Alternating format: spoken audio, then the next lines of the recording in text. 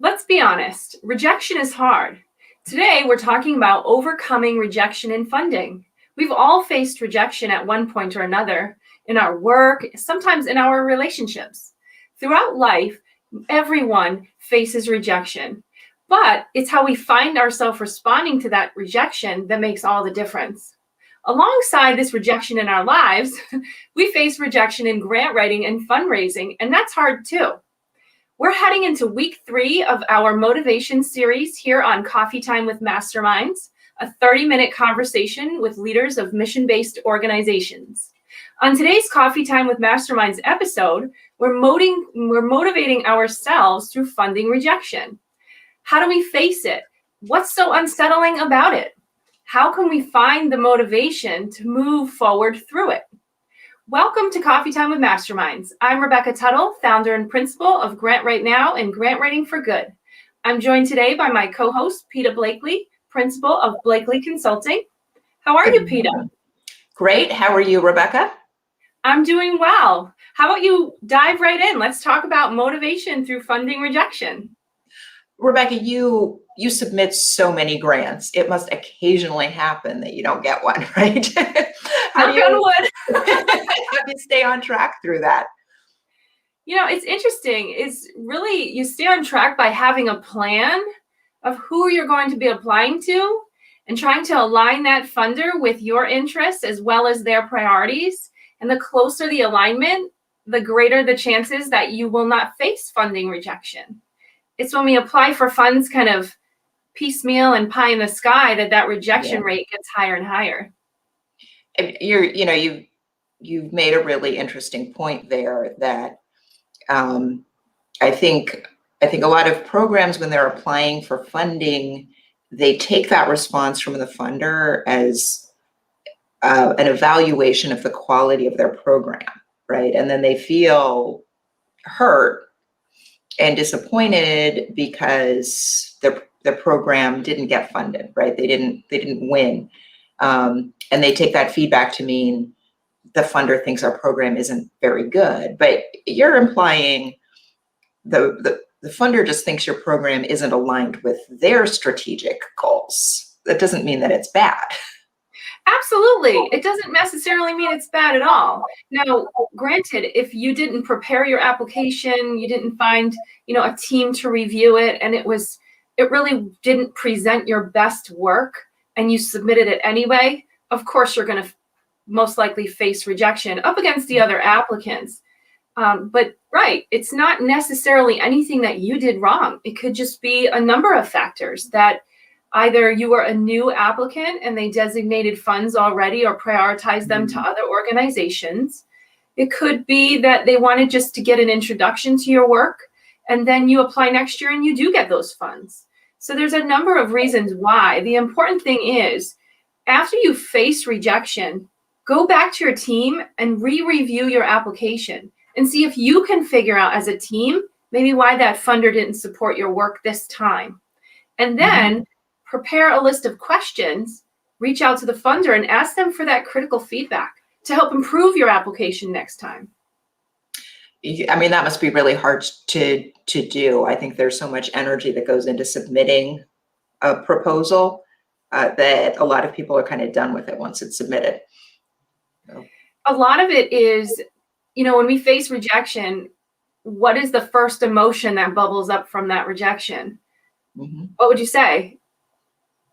Embarrassment. That's one, yeah. Anger, frustration. And when we're talking about motivation, that's the very opposite of those emotions, right? We think, oh, I'm so excited, I'm motivating, I'm pumped up, I'm ready to go.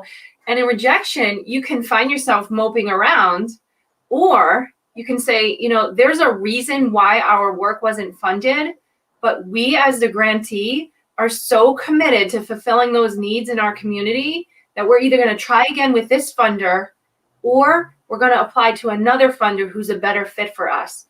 You have to stay in front of your mission always and mindful that it's not about you receiving the funding or even you as the grant writer. It's a team effort, so everyone's responsible for the outcome. It's about the unmet needs in your community you're telling a funder that without these resources, we cannot help these people. So keeping that in mind, I think that's motivating enough, don't you think? Yeah. Yeah. Yeah. I mean, I think what you're saying is it's not about you, right? It's about Right. them.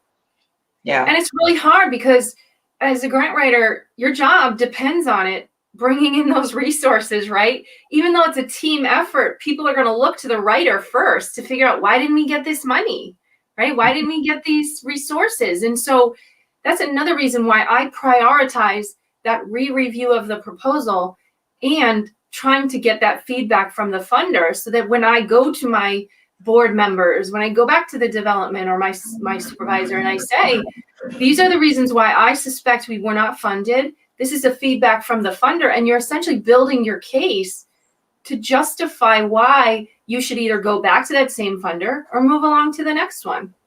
Yeah. I want to take a minute to welcome everybody who's joined us. Myra is here and Renee is here. Good morning. Everybody say good morning. Let us know where you're joining us from and add your questions and comments. I think you're making a really interesting point, Rebecca, about continuously refining your funding process and how you can use a rejection, a failure, as a data collection opportunity. Can you talk a little bit more about that? Like, what is the goal and what does it look like when we get better at that process? Absolutely. I think it all comes down to organization and maximizing efficiency.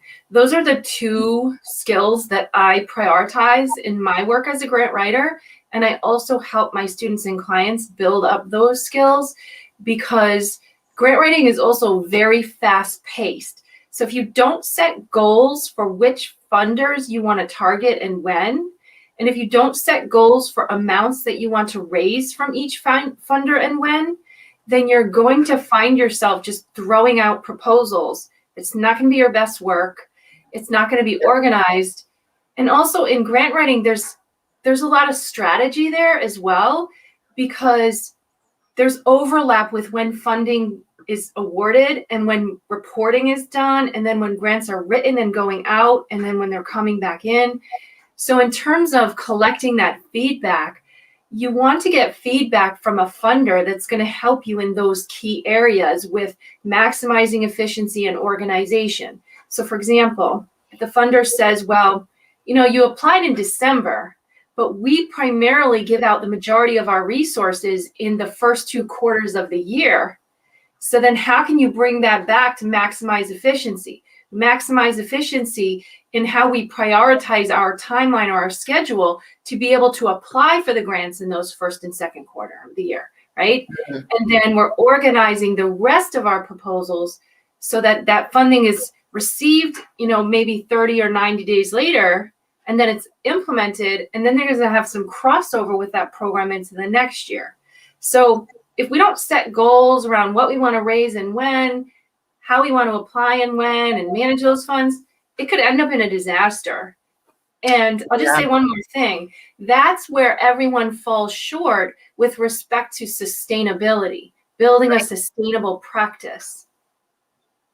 Right. I mean, the amount of energy that goes into any application, you don't want that to be scattershot.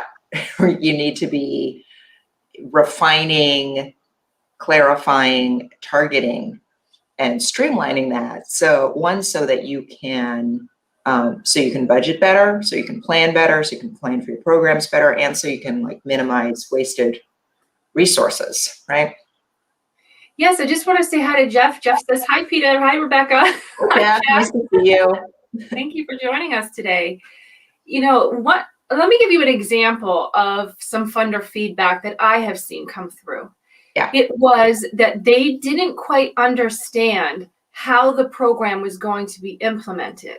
It was a great program. It sounded like a great program, but they couldn't understand the project scope. So when was it going to meet? How were families going to attend or people going to attend? what were the outcomes that were specific to the project itself. So let's say it was maybe a training program or a group or something. Yeah. So that's feedback that's going to be useful for us to help the structure of the program going forward in our next application. But it's also invaluable feedback from a funder because they validated the fact that the project was a good project, worthy of funding, right? So if we're in this this chaotic state of we just can't get past the point of rejection, we wouldn't have heard that feedback to make Right. those improvements, to get that motivation to say, wow, that funder really liked what we did. Let's put that in our proposal, rework some of this here based on their feedback and what we all as a team have come up with, and build an even better proposal next time. Not just a better proposal, but a better program. I mean, Absolutely. Well, yeah, it's all encompassing, but you're right. Yes. Yeah, I mean, if what they're saying is we can't quite picture it, it's not clearly documented yet, then it's probably not clear. It's not clear enough to implement yet. So that's very helpful feedback on the program side too. Absolutely. And I imagine in your work, coming from the measures position, it would help you strengthen the measures, the performance measures that you would help a client build into that program. Right. Yeah, absolutely. I mean, it helps. I think it's helpful to developing the measures, and I think developing the measures would be helpful in that grant application, right? In that, when you're creating an evaluation plan for a program like this, you've got to be really clear about what is going to happen, how people are going to get in the program, exactly what people, right? Exactly what activities are going to happen so that we measure them, so that we know if they went well. So all of that, factors into building a better and stronger program, and also goes into that funding application.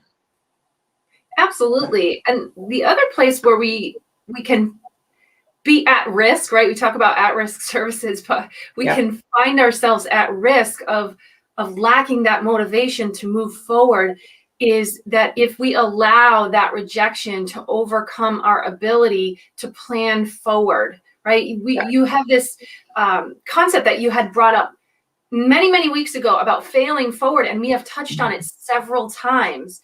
Failing forward isn't a failure of, you're just not good enough, you're not doing a well enough job. It's the anticipated outcome failed, right? That we hope to get to. So how can we take that and move forward with it and find that motivation? And so when I think about grant writing and grants and fund rejection, it doesn't just apply to grant writing. It can apply to if you have developed a fundraising campaign and you didn't meet your goal in the campaign, or you hosted an event online and people didn't participate as much as you would like. So fundraising and rejection isn't just one avenue of it or one element of it. It's really all encompassing for your whole fund development structure. Yeah. Yep. And I think people, participants, allies are all telling us things all the time. And if we cannot take it personally, it's usually an opportunity to build a better program, right? One example that I talk a lot about is attendance. There's a tendency in programs when your participants aren't showing up, right, to whatever it is, there's a tendency to kind of put that on the participants. And that's an act of defensiveness, right? To say, oh, they're not showing up because, they're not organized, they're not committed, whatever we want to say about them. And I always challenge programs to look at that as a quality measure. People will show up to things that meet their needs. So, right, if your participants aren't showing up, well, have you thought through their transportation? Have you thought through the other demands on their schedule? Are you providing a really quality program where they get a lot of value? All of those things. If you can think about it in a, unemotional way, non-defensive way, you can actually build a better program. There's an opportunity to talk to the participants about how this may or may not be meeting their needs. Same with funding, if we can take the passion out of it, and I know it hurts and it feels like, it feels like a bad rejection. It feels like somebody is saying that like all of that work, and I get it. By the time you put in a proposal, there's a couple of all-nighters. It's a huge amount of work, that they're rejecting all of that. But if you can take the emotion out of it, there's a lot of good data there, right? And an ability to build better, stronger programs. Yes, and I want to touch on some of the things that you said. So first, just going back to, we assign failure to the participants when they don't show up to the program we've designed for them. But we should not be designing programs at our convenience if it's meant to serve another person, right? So and oftentimes that scheduling is for the convenience of the host, not the attendee. And once you can make that transition, your program is going to function the way that you anticipate, because it'll be better intended for the audience. And that is something that I have seen funders pay close attention to, is when they're analyzing your application, is it at the convenience of the organization or the participant? And more and more so now, as we hear more conversations, as we engage in more conversations with equity, right? With inclusiveness, right? Being more inclusive. We're going to see that organizations have to come to that realization sooner rather than later if they're going to continue their funding. One advantage that funders have is a little bit higher level perspective, right? They are seeing multiple nonprofits in a space, right? Either in an area of work or in a geography. So they might have a higher level perspective than you do, just because you in your program, or you're so on the ground, you're so focused. And that can be helpful perspective, right? Oh, any feedback you get from a funder is helpful perspective. It's like the pot of gold at the end of a rainbow. Just think about it. We don't always, first of all, many grantees are not even close to prepared or confident in their ability to speak directly to a funder. It's very nerve-wracking. And because my work is all over the country, and I've had some international work as well, on the East Coast, I have found that majority of fund development professionals hesitate to reach out to a funder. Funders want that. That's how they vet your project to begin with, right? Whereas on the West Coast, that is common practice. Oh, we have to prepare ourselves to reach out to that funder. And it's really interesting that grant writing and fundraising is done differently in different parts of the country. That I find fascinating. And so that's, again, why you take all that feedback in, all those observations, and build better proposals from there. Build better programs as well. And the only other thing I'll say is, when we have the opportunity to speak to a funder, we want to be prepared.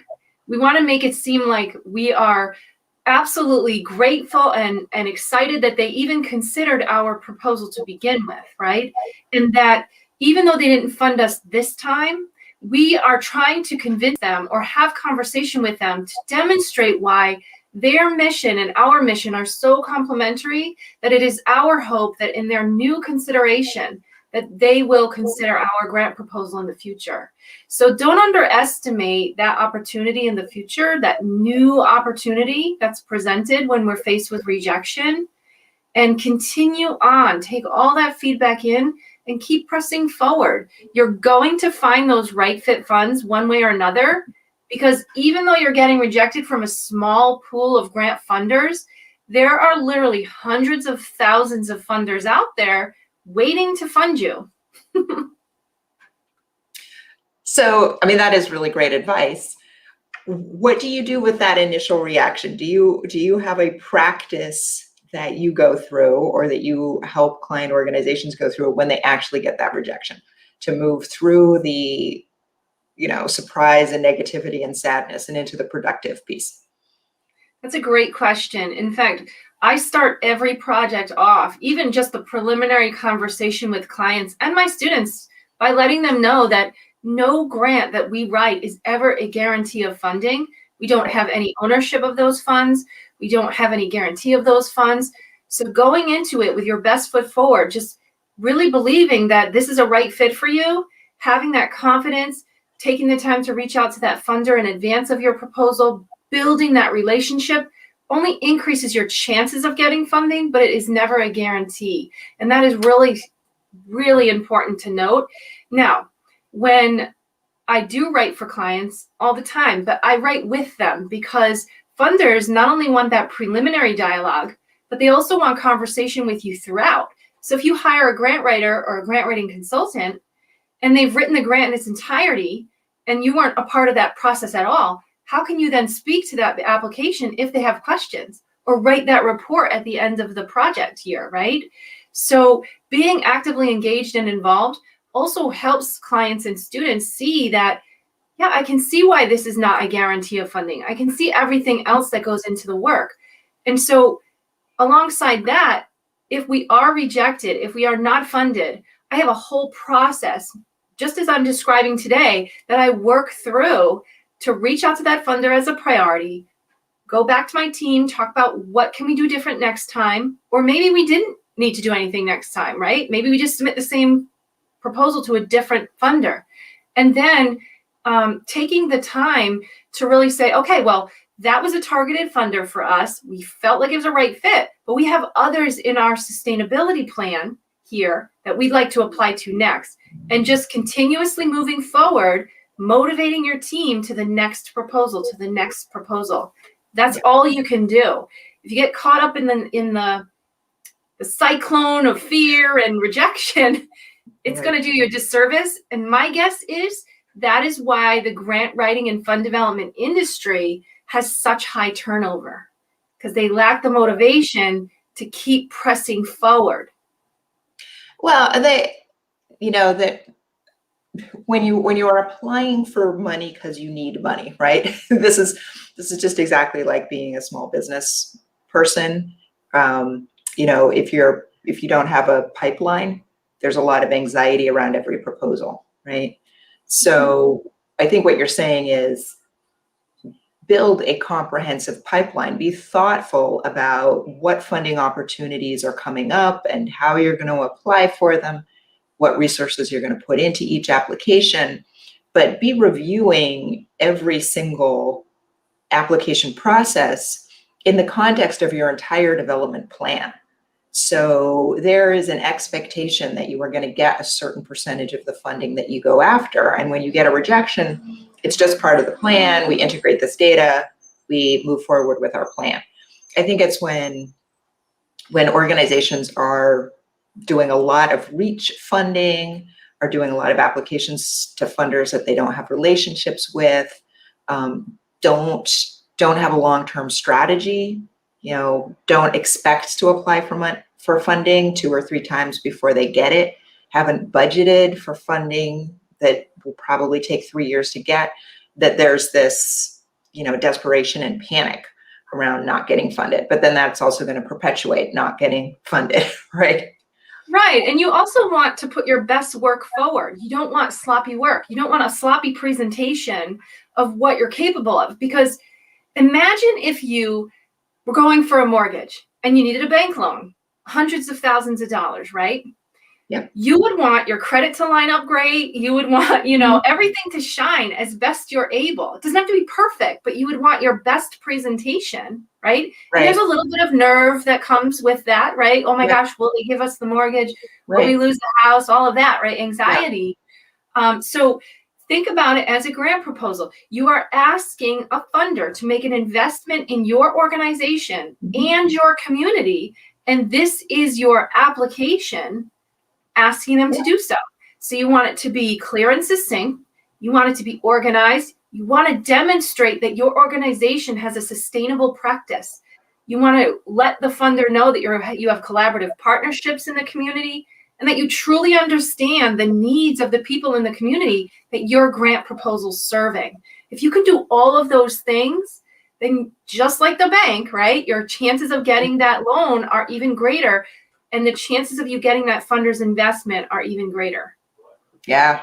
I mean, let's be clear. It's not enough anymore to just have a good idea, right? Right. When No. you when you're applying for funding, you are asking for a resource that could have been used to serve this community in a lot of different ways. And there are a lot of organizations that have good ideas. Demonstrating that you've taken the time to really think through your planning, to have a very solid application plan, to hold yourself to high standards in how you document your program and your willingness to evaluate your program. You owe that to the community that you serve, right? It's not just that the funders are asking for it. It's a way you show respect for how important your work is. Right. And think about this. The motivation, the one sole motivating factor alone is just knowing that if you bring these much needed resources, this relief to the community in which you serve, people's lives are going to be better off, right? You're going to see a change, a difference in the lives of the people who are struggling or hurting. And who doesn't want that for their neighbors and their community, right? Yeah. So funders want that too. That's why they prioritize the most favorable and best presented grant applications. That's why they prioritize funding those guys. So put yourself there too. Put yourself there too. And, you know, I'm not going to lie. It's a lot of work. It's hard work. Rejection stinks, right? I'm not going to sugarcoat any of it. It's difficult, but there are ways that we can find motivation, clarity, and strategy to work our way through it. And keep on fighting. If you truly believe that's a right fit funder, I'm saying this over and over today, then build up that relationship with that funder and make that grant award happen. Yeah. I mean, that's the real takeaway, right? It's not about you, right? It's not, and I see this so much in program evaluation too. You know, it's not about how hard you worked. It's not about your level of commitment. This rejection of your funding is not a rejection of you personally, about your level of effort or anything like that. It's just saying like, this was not, in the funder's view, the best way for the funder to direct this resource into that community right now, right? And the more you can do why, the better. You're absolutely right. I know. I think we've had a really nice conversation on this today. You know, the only other thing I want to touch on is there's not only rejection in funding from the funder, we can sometimes face rejection internally from our organization's overhead or finance department, sometimes from our board of directors. And I find that rejection of, no, that's not a good fit, or we shouldn't press on with that, comes from a lack of understanding of why this program or this service or this capacity building that you might be funding is so important to the community, which is why we really need to include the voice of the community in our proposals and in our conversations and justifications within our organizations as well. The more support you can get, the better your proposal is going to be as well. And I think you've raised an issue that warrants its own whole show, which is, you know, is everybody in your organization on the same page about what your mission is and what that looks like in programs, right? Mm-hmm. And if you are finding that you're going for funding and everybody doesn't understand why we're going to run this program or why this is the best way for us to allocate our resources in the community, you've got a strategy problem and a mission alignment problem, right? And what that can look like is programs, what it can result in is programs that look a lot like what we do, but are not really central to our mission, right? Maybe mission chasing. We want to avoid mission chasing. Right, yeah, which happens, one of the major causes of that is not being strategic about our funding, where we're going after money because it's available and we need to keep the lights on. And so we'll see a grant for something that's adjacent to what we do. like it's in our neighborhood, it's with our population, but it's not really our core, and we go after it because we need the money. And that's when you find you're fighting uphill in your organization. You're trying to get people to do things that they don't really think is their job. You've got this program that starts to actually take away resources from other places in the organization that you don't want to have happen, right? You want to have really great mission alignment and really great funding alignment. So when a funding opportunity comes along, it's obvious to everybody why, like, this is exactly the money to go after, because the money is so well adapted to our programs, not that our programs are going to adapt to the money, right? Absolutely. And we're talking about sustainable practice.